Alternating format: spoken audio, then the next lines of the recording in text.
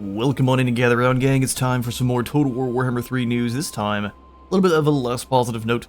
You all have definitely seen the video put up by Legend Total War talking about the bug issues, basically really the great game-breaking bug issue that is going to be the complete deactivation of the Lizardmen and the Tomb Kings AI for some reason.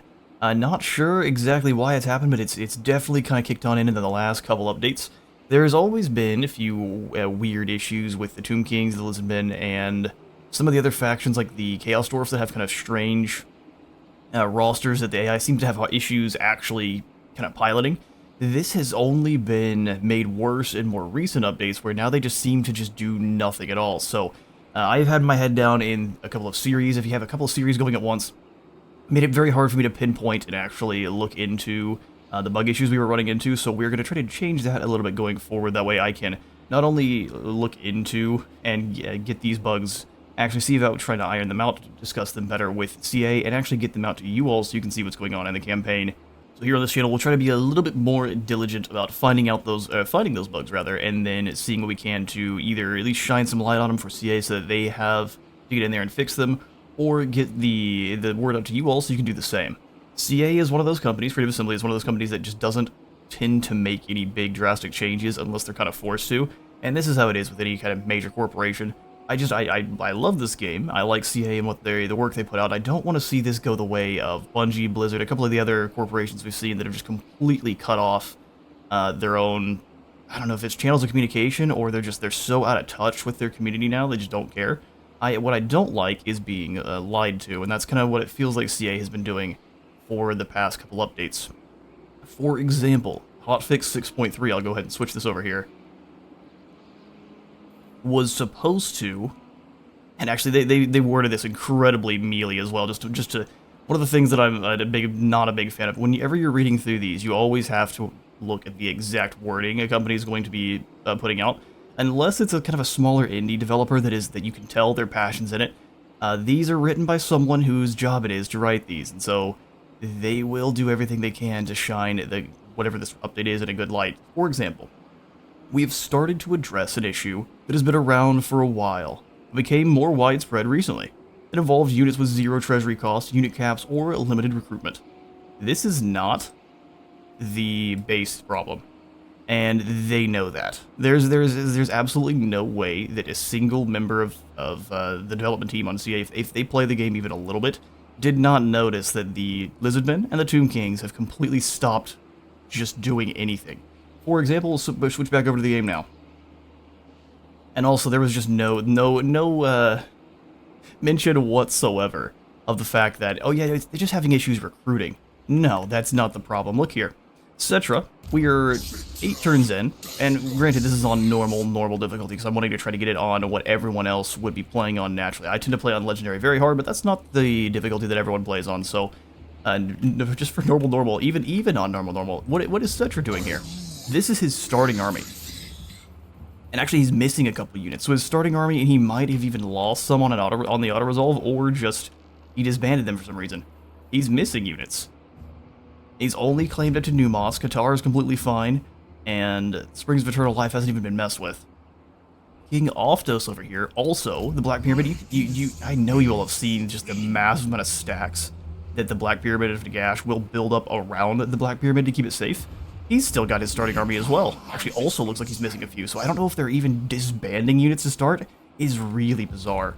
We also have the same thing going on here with the Rakash Dynasty, which they don't tend to do anything anyway, but this is their starting army, and nothing has changed.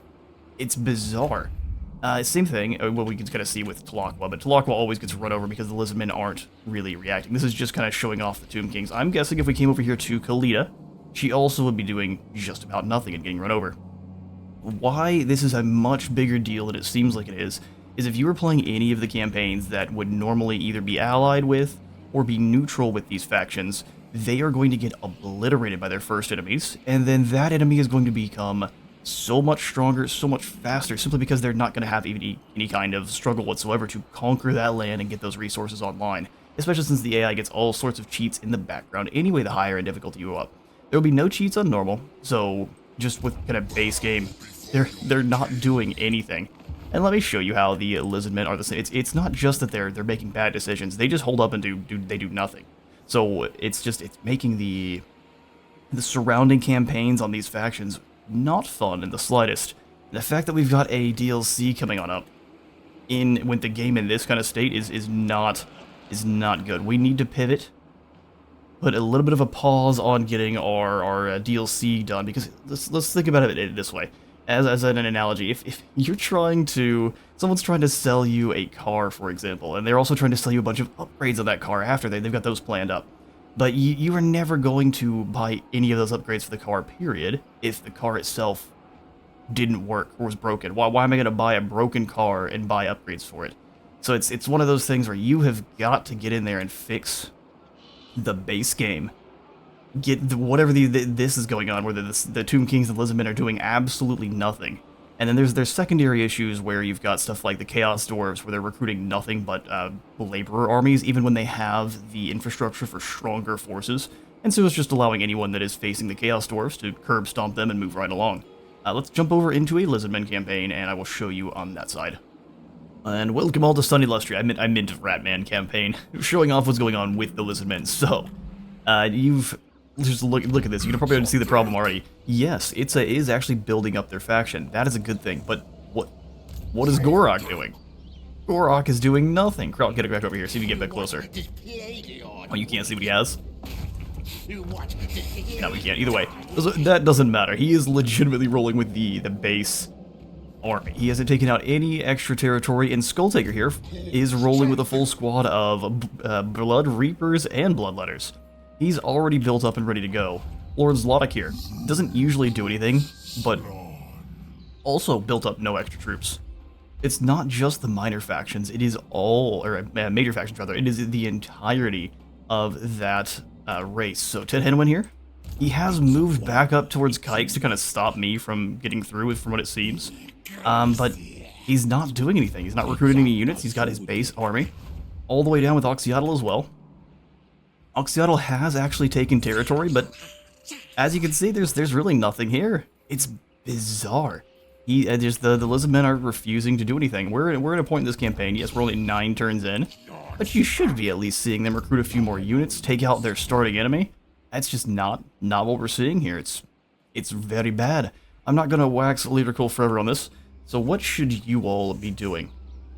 We need to get in there and pretty much anything that CA is going to release going forward. We need to get into the comments, and we still have to do things respectful. So there's been more recent kind of crazy outbursts, and I don't know how many of these are actually not even real. They're kind of fabricated by the companies. Like, look how mean they're being. These death threats and stuff that they're throwing at us. I know some of those tend to be, but listen, lads, don't. That's not the way to make any progress that is good. As soon as you start threatening anyone, they immediately are going to dig their heels in, and you've lost.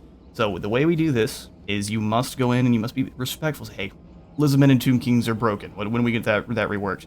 Every time they try to put up new stuff for, hey, we're so excited about this update or this DLC or whatever's going on, you guys must go in there and you must be a respectful bother. Let's get this done.